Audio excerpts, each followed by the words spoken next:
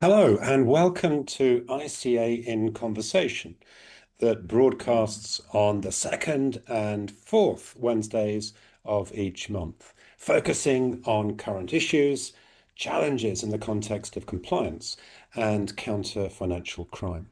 I'm Tim Tyler, and coming up, we're going to consider the particular challenges that Brazil has faced in the context of corruption, and importantly, how it has responded to them. To do this, I'm delighted to be joined by Gabriela Mendes, Chief Compliance Officer at Jefferies Global Investment Banking and Markets. And Gabriela's speaking, I think, from Brazil at the moment. Gabriela is a lawyer. She has a depth of experience countering bribery and corruption in multinational businesses, banks, and at regulators, as well as currently being a member of the Compliance Committee at the Brazilian Federation of Banks. As ever, we'd love to hear from you wherever you're speaking from in the world, your questions, your challenges, observations, and perhaps just sharing where you're speaking from today for those that are joining live. This can be made using the comments on the relevant entry within LinkedIn. But for the moment, I'm very grateful to you, Gabriela, for joining us today for this conversation. And if I may, I'm going to jump straight in. I think it would be very useful just to set the scene and paint a picture about the challenges that Brazil has faced in the context of corruption. Yeah, thank you, Tim, for the great introduction. It's a pleasure to join this conversation with you, the ICA, and all of you to discuss the evolution of Brazil's anti-corruption landscape. Yeah, this topic attracts lots of attention, Mm, certainly, especially because it makes public money, power, political influence. And here in Brazil specifically, it has been such a hot topic to yes. discuss always. Indeed. So corruption in Brazil, as uh, everybody can notice, is in all of the level of society, from federal authorities to small municipal governments. It's systematic cancer in our society, and it has become placed in certain cultural practices even. So the idea of taking advantage over everything and everyone is something we really need to abolish, or at least to strongly reduce. And as you asked, the systematic issues have created lots of long-standing distrust in the government, economic and legal instability, and ongoing challenges on governance and culture.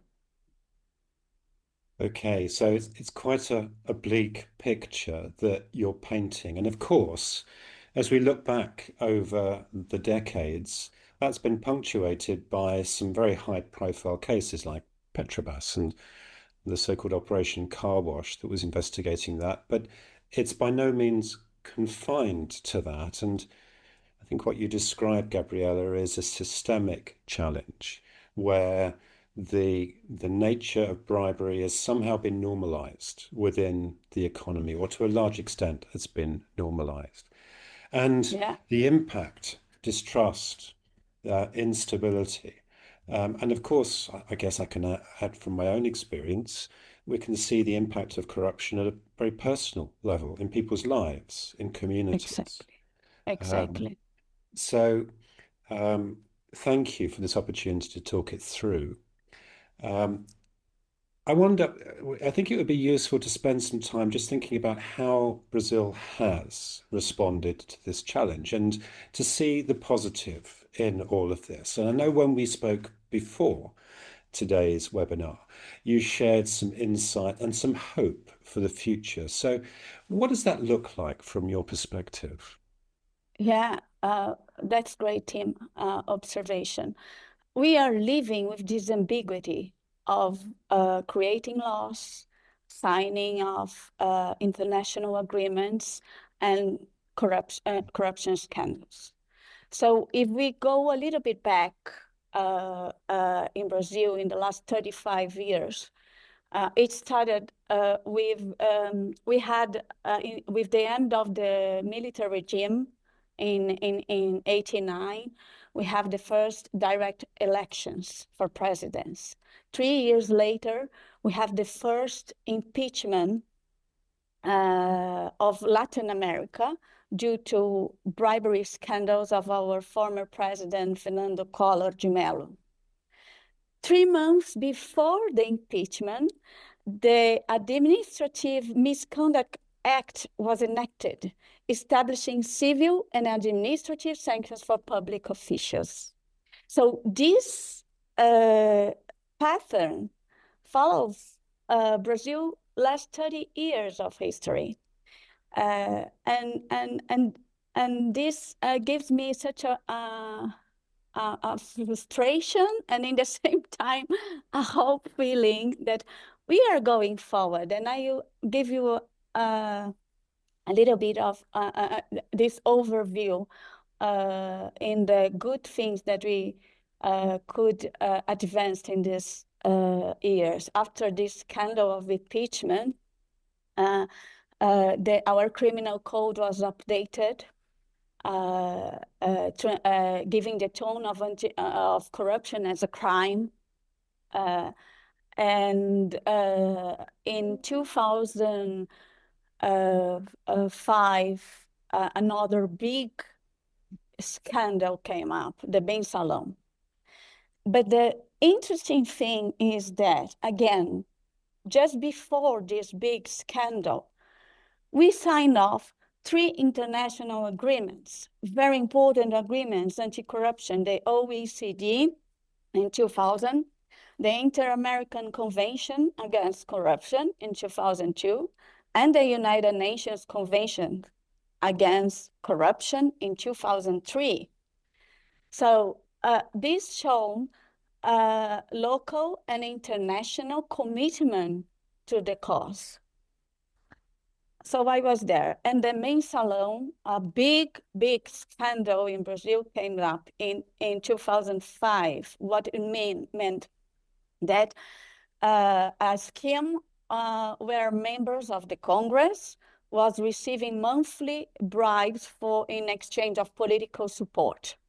So this is the second big thing we had in the modern period of our politics, and several high-profile politicians were tried, they were convicted, and it created such a sensation in society that let's combat corruption. And this case ends in 2012. In 2013 came the World Cup organization, also with lots of scandals that generated lots of protests in the streets. And the Anti-Corruption Act came up, was signed up. And the Anti-Corruption Act was such a mark in our regulation because it introduced a strict liability of the companies and modern enforcement mechanisms like the leniency agreements. I work with, I think, our writers, politicians, that Anti-Corruption Act is enforced and is working very well. It helps us a lot. And then in 2014, as you mentioned already, Tim, the biggest and most relevant anti-corruption operation was triggered here, the car wash operation. And in 17 March, the first, and I know a lot about this. I am giving you some dates because my life in compliance started with the car wash operation. Of course. Indeed. Previously, I was in legal department, and I was invited to go to compliance precisely because of the car wash operation.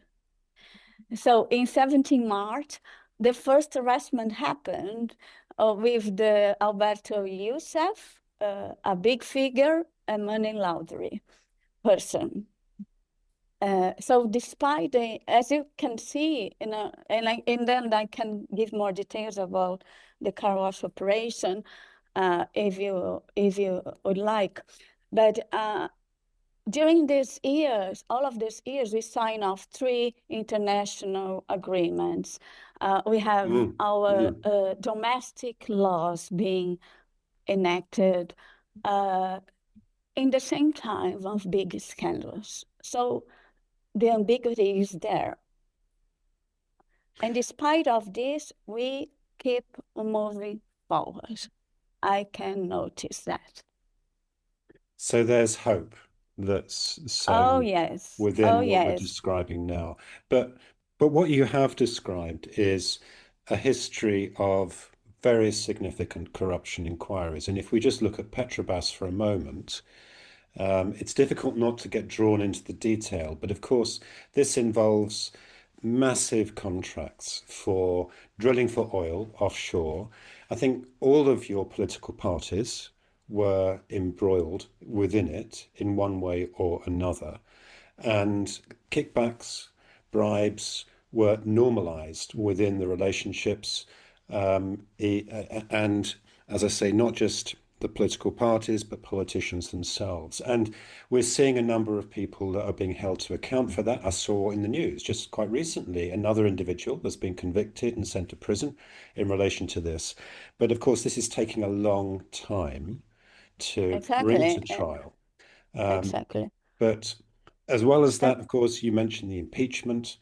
But set against that, you've described steady progress. So the Brazil has signed up to international agreements like OEDC, the Inter-Americas Agreement, the UNCAC, the United Nations Convention Against Corruption. It has created legislation which is quite, well, strict liability for companies is really challenging. And if it's taken on face value and is properly implemented, it will create a culture, or it should create a culture that is averse to yeah, corruption. and And this is true. please, yeah. So, and the other thing you mentioned is the new enforcement arrangements and leniency agreements. Now, I've not come across that term before. Is that a little bit like what we would call a DPA, deferred Yeah, prosecution yeah. agreement? You agree with the authority to cooperate with the investigation. So you Okay. give relevant information against some benefit in your penalties.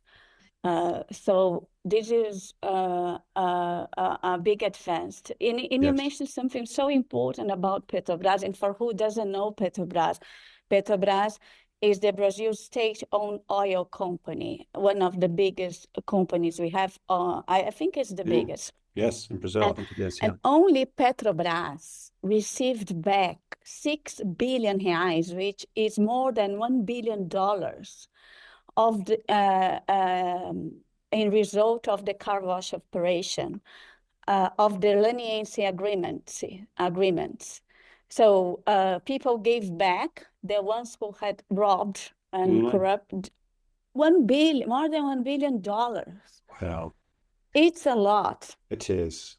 It Yeah, is. and the funny thing is that the car wash operation started with a simple money laundering investigation at a gas station. Here in Brazil, in the gas stations, you have the car wash service. Of course. So Yes. that's why it's called car wash operation. I didn't know that. So it has its roots in actually a relatively local money laundering investigation that Yeah. lifted the lid on this Yeah, stuff. and revealed a massive bribery network. And not only Petrobras, but giant construction companies like Odebrecht, and all of them were involved. Odebrecht, for example, had a full department of bribery. And so during the investigation, we discover how they used to call each politician who would, it was a very organized scheme, very organized, a full department of bribery. So Incredible, isn't it? it's incredible. And that It's speaks incredible. to the culture, doesn't it? Because the fact that you can create a department to do this and that somehow that's seen as okay speaks to a culture which has just accepted corruption and sees it as part of normal business. But can I ask, you've described a range of different measures that Brazil has taken to counter this threat. And of course, it is a long-term challenge. This isn't going to change quickly or easily. But you're joining this as a chief compliance officer at Jefferies. Um, and I appreciate that it would be quite wrong for you to talk about Jefferies in particular. But can I ask, how are you seeing within the compliance community within Brazil? How is that community stepping up to this challenge? What are you seeing from day to day? I'm pretty sure that with all of these mix of laws and corruption scandals, the private sector didn't move backward. We advanced a lot. So corporate compliance programs are more and more robust with good, effective controls to identify, for example, when a client is not a good client or brings some risk to the institution. And also people in general, team, people are more aware of compliance programs. Yeah. They are more committed to, they understand more. Previously, when I started in compliance, nobody knew what compliance was. When I was talking about conflicts of interest and KYC, we had to explain a lot why we were doing that. Now people are more absolved more during all of these years what happened. And I have to tell you, you mentioned about culture, and this is indeed a cultural thing.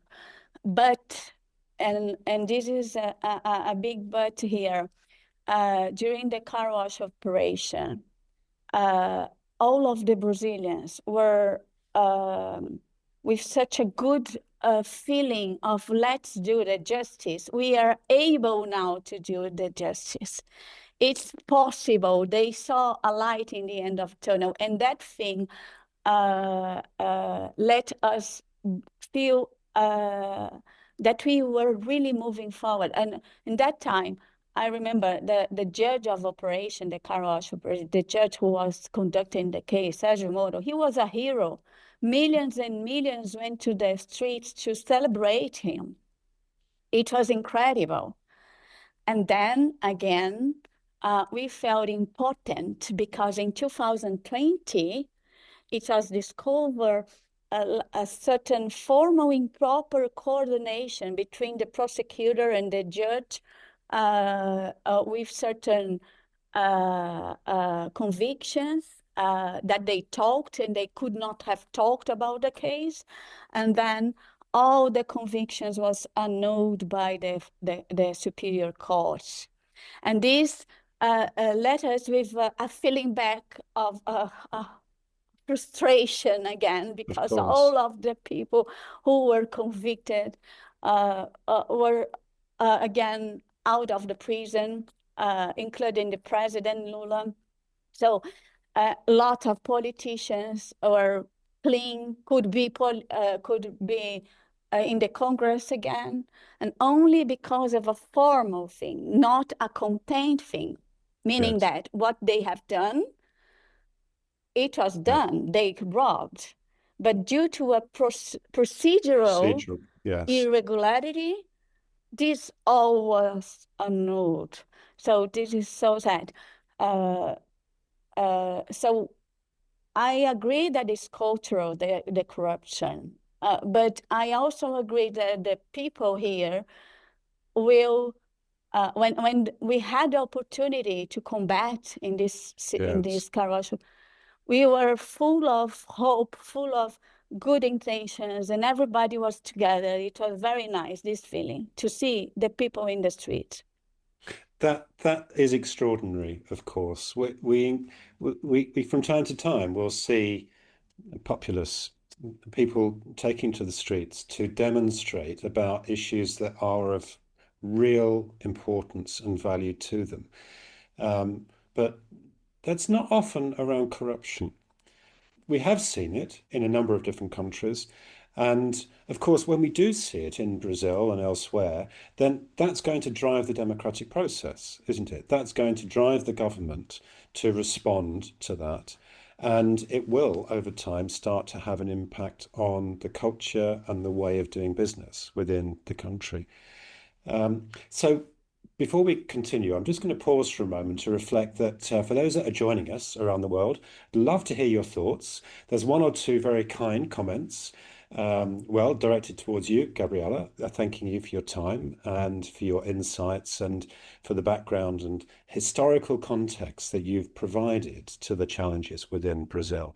But it would be lovely to hear any questions or thoughts that others may have. And I'll try and keep an eye out on the LinkedIn notes to see as those come up.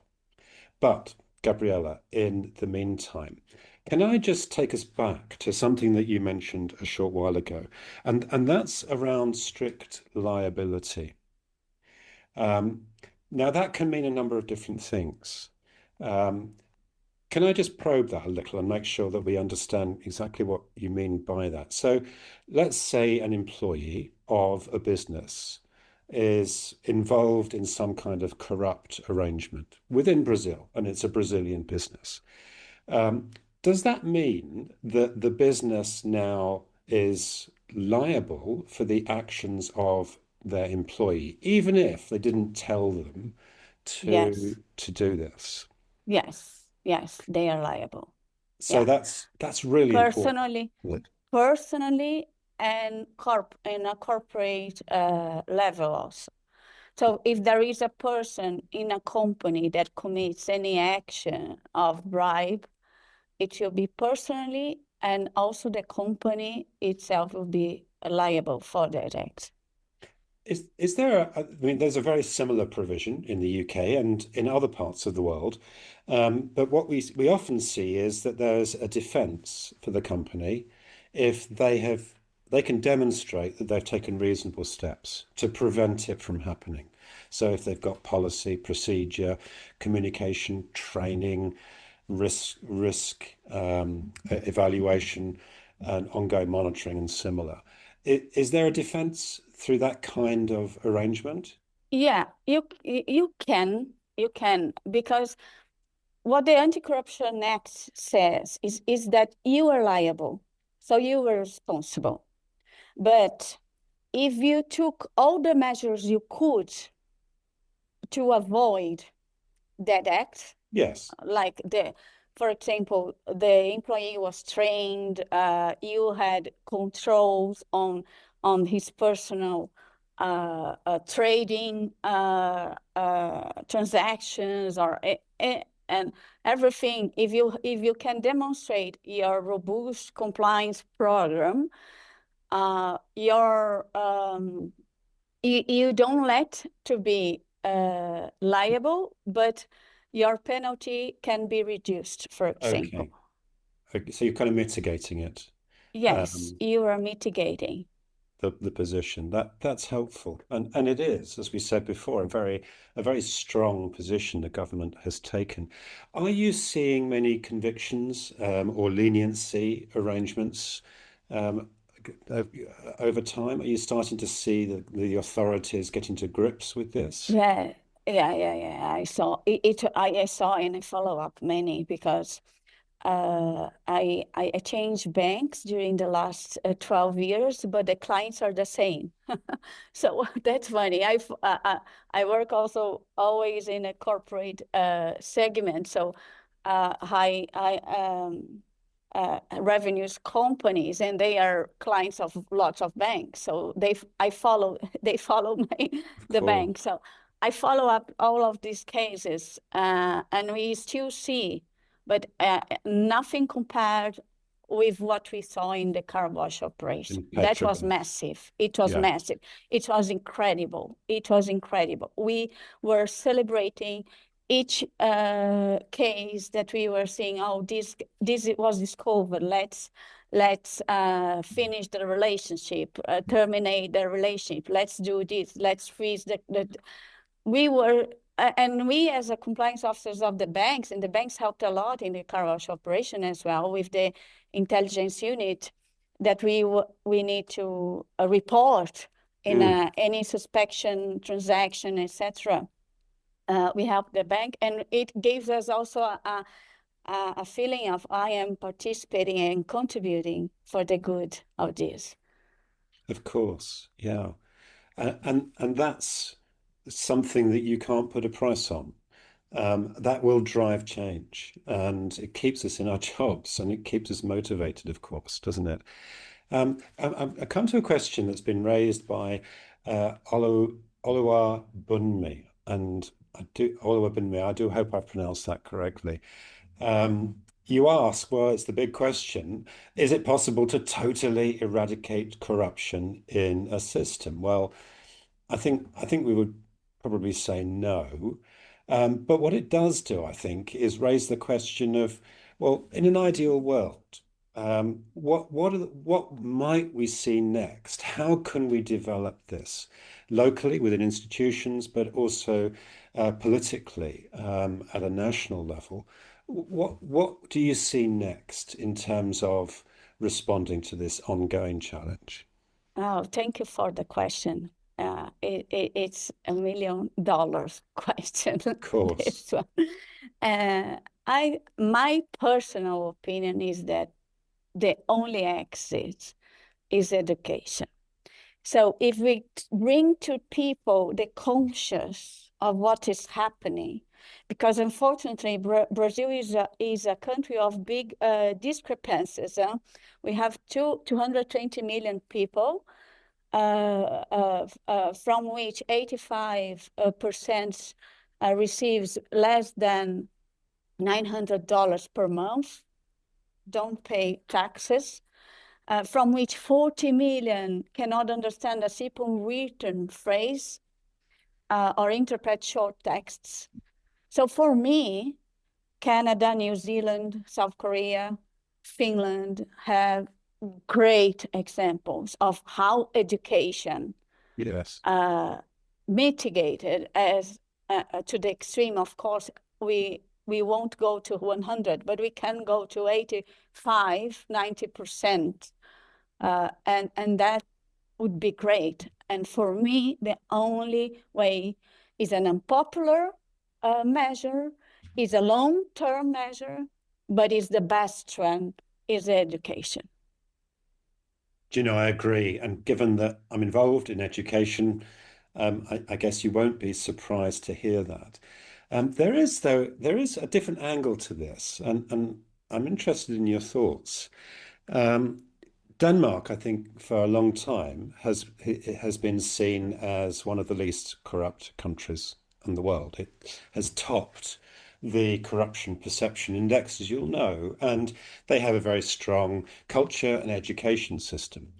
But there is a body of thought that suggests that that's part of the reason for the Danske Bank scandal. So you'll know that that scandal led to laundering possibly as much as 220 billion euros through the Estonian branch of that bank.